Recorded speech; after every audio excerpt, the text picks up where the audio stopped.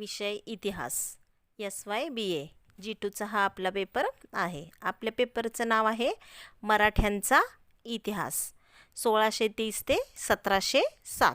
आता third सेमिस्टरचा syllabus आपण याच्या अगोदर पाहिलेला आहे। आपल्या सिलेबसचा सुद्धा व्हिडिओ आपला तयार आहे। तसेच पहिलं प्रकरण आपण शिकवायला सुरुवात केलेली आहे, त्याचा सुद्धा व्हिडिओ आहे। तुम्ही जर तो पाहिला नसेल तर आय बटनवर चेक करा, तिथे तो तुम्हाला पाहायला मिळेल।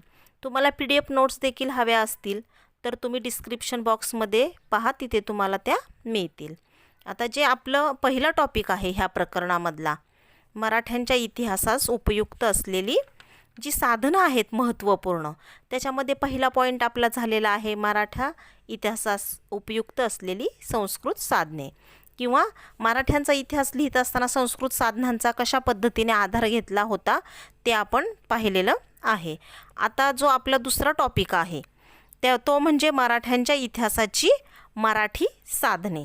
म्हणजे मराठ्यांचा इतिहासाचा अभ्यास करत असताना मराठी साधनांचा कशा पद्धतीने अभ्यास केला गेला, कशा पद्धतीने आधार घेतला गेला, हे आपल्याला या टॉपिकमध्ये शिकायचं आहे। आता या मराठ्यांच्या इतिहासाचा अभ्यास करत असताना, मराठी साधनांचा अभ्यास करीत असताना सगळ्यात महत्त्वपूर्ण आहे त्या म्हणजे बखरी। आता बखरी हा शब्द तुमच्यासाठी नवीन आहे, बऱ्याचदा तुम्ही तो ऐकलाही नसेल। आता जर अगदी सोप्यात सोपं जर पाहायचं म्हटलं तर ऐतिहासिक जे राजकीय ग्रंथ आहेत त्यांना बखरी असं म्हटलं जातं। आता खबर म्हणजे वृत्त हे आपल्याला माहिती आहे। या शब्दाचा अपभ्रंश होऊन बखर हा शब्द रूढ झालेला आहे। शिवाजी महाराजांच्या काळात आणि नंतरच्या काळात विविध बखरींचे लेखन करण्यात आलेले आहे। ऐतिहासिक व्यक्ती आणि घटना यांचे स्तुतिपर लेखन यात केलेले असते। म्हणजे आता ज्या ऐतिहासिक व्यक्ती आहेत त्यांच्याविषयी आणि जी घटना, जी माहिती आहे, ज्या घडलेल्या घटना आहे त्याचे स्तुतिपर जे लेखन केलेले आहे ते आपल्याला येथे पाहायला मिळतं। त्यामुळे त्यातील कोणता मजकूर घ्यावा याचा काळजीपूर्वक विचार हा करावा लागतो, कारण बऱ्याच वेळा बखरकार इतिहासाशी विसंगत व कल्पनेवर आधारित असे लेखन करतो। असे असले तरी ऐतिहासिक सत्य दृष्टिआड करता येत नाही, यात संशोधकांचे कौशल्य पण असं लागते। पहा, आता बऱ्याचदा असं होतं की जो बखरकार आहे तो कधीकधी विसंगत किंवा कल्पनेवर आधारित असं लिखाण करत असतो, परंतु जे इतिहास संशोधक आहेत ते लगेच ते सत्य मानून गृहीत धरत नाहीत, तर त्याच्यावर ते अभ्यास करतात। ती गोष्ट, ती घडलेली घटना ही खरं नेमकी त्याच काळातली आहे का, इतरही ऐतिहासिक पुराव्यांचा ते अभ्यास करतात आणि स्वतःचं कौशल्य त्यांना तिथे पणास लावावं लागतं।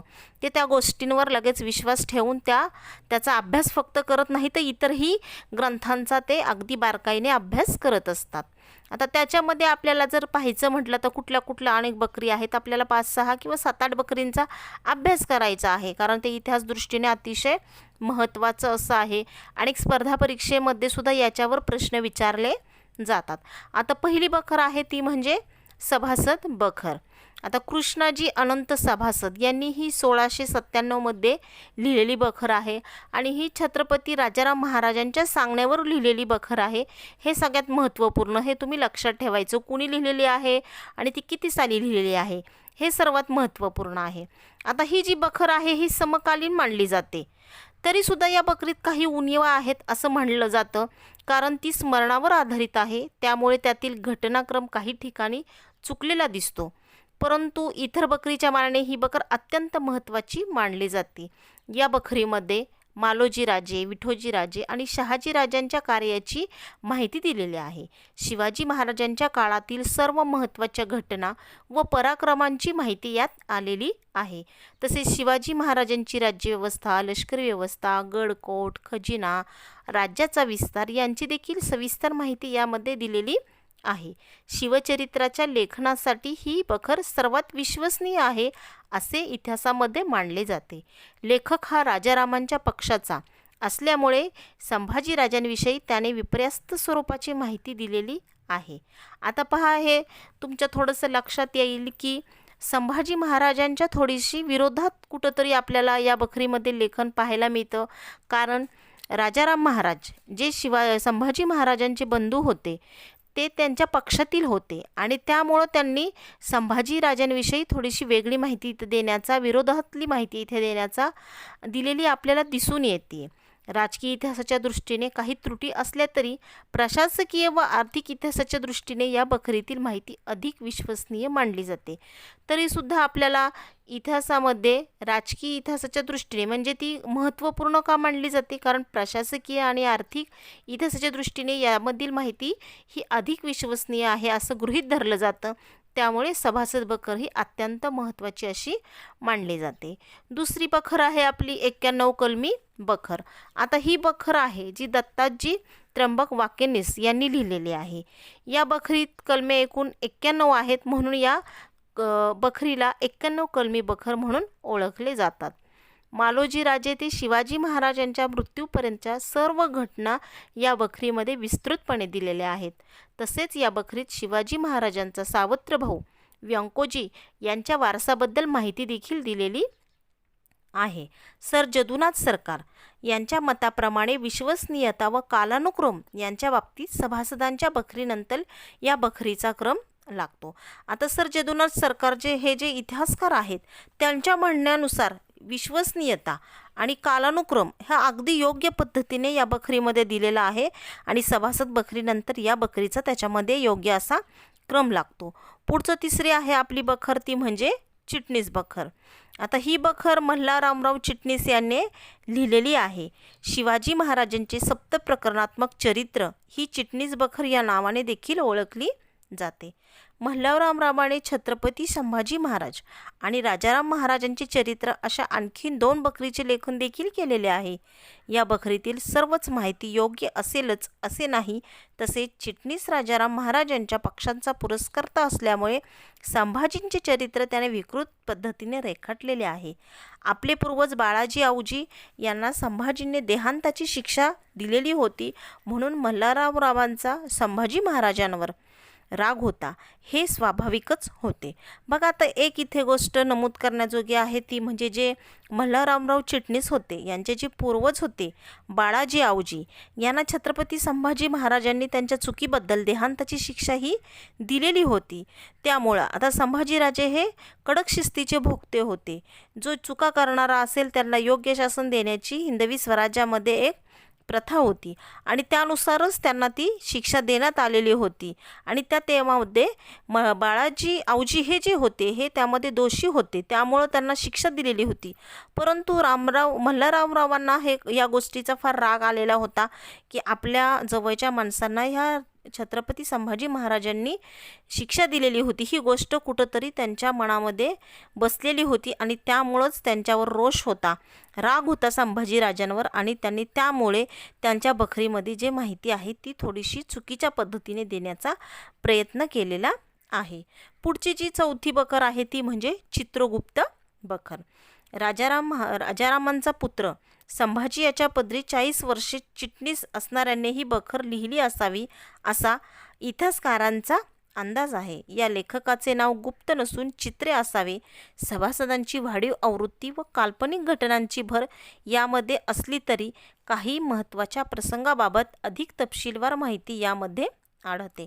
उदाहरणार्थ शिवाजीराजांनी सुपे घेतले, शाहिस्तेखानास कसे पळवून लावले, तानाजीने सिंहगड कशा पद्धतीने घेतला इत्यादी सविस्तर माहिती ही चित्रगुप्त बखरीमध्ये देण्यात आलेली आहे. पुढचं आहे 5वी शिवदिग्विजय बखर. इसवी सन 1818 मध्ये या बखरीचे लेखन पूर्ण झालेले आहे. खंडोबल्लाळ यांनी ही बखर लिहिलेली आहे. परंतु शिवाजी महाराजांच्या जीवनातील अनेक महत्त्वाच्या घटनांचे वर्णन यात आलेले आहे. इतिहासकार राजवाडे यांच्या मते जुनी कागदपत्रे, दाखले, जुने ग्रंथ, बारनिशी इत्यादींचा आधार घेतल्याने शिवाजी महाराजांच्या आयुष्यातील अनेक महत्त्वाच्या घटना तसेच सोयराबाईंनी राजारामाला राजपद मिळावे यासाठी खेळलेले राजकारण याची संपूर्ण माहिती या बखरीमधून मिळते. म्हणजे इतिहासाच्या दृष्टीने ही बखर देखील खूप महत्त्वपूर्ण अशी आहे, कारण यामध्ये बरीचशी माहिती आपल्याला अभ्यासायला मिळते. पुढचं आहे 6 नंबर शेडगावकर बखर. आता या बखरीचा लेखनकर्ता कोण आहे हे माहिती नाही, परंतु अज्ञात लेखकाने या बखरीमध्ये इसवी सन 1664 पासून ते कर्नाटक मोहिमेपर्यंतच्या घटना नमूद केलेल्या आहेत. यात दिलेल्या सनावळ्या बऱ्याचशा चुकीच्या असल्यामुळे ही बखर फारशी विश्वासार्ह नाही. पुढची बखर आहे दलपतरायची बखर. शिवाजी महाराजांच्या शत्रू गटातील दलपतराय यांनी शिवाजी महाराजांवर ही बखर लिहिली आहे. शत्रूच्या दृष्टिक्षेपातून शिवाजी महाराजांचा इतिहास जाणून घेण्यासाठी ही बखर महत्त्वाची आहे, कारण शिवकालीन दिलेल्या बऱ्याच तारखा उपयुक्त आहेत.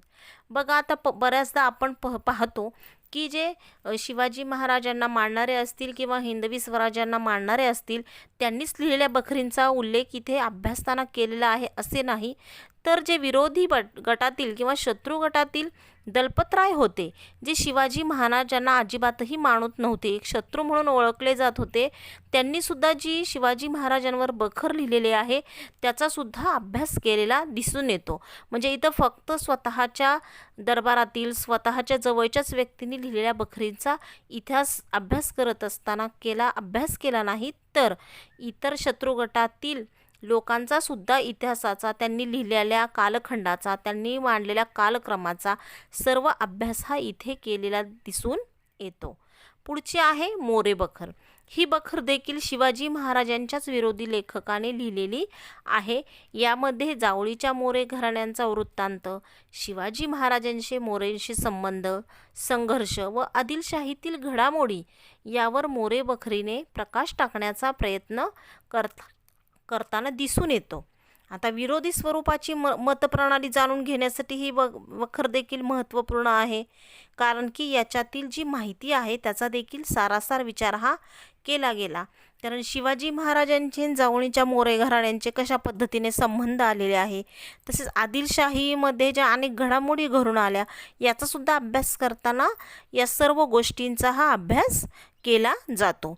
अशा पद्धतीने मराठ्यांचा इतिहास करत असताना या मराठी साधनांचा, त्याच्यामधील बखरींचा अभ्यास करणं हे खूप गरजेचं आहे. अशा पद्धतीने या एकूण ज्या बखरी आहेत त्या आपल्याला इतिहास अभ्यासासाठी आहेत, त्याचा आपण व्यवस्थितपणे अभ्यास करायचा आहे, त्या समजून घ्यायच्या आहेत. पुढचं जे आपलं लेक्चर आहे त्याच्यामध्ये आपण नवीन टॉपिक पाहणार आहोत. इथेच आपण थांबतोय. धन्यवाद.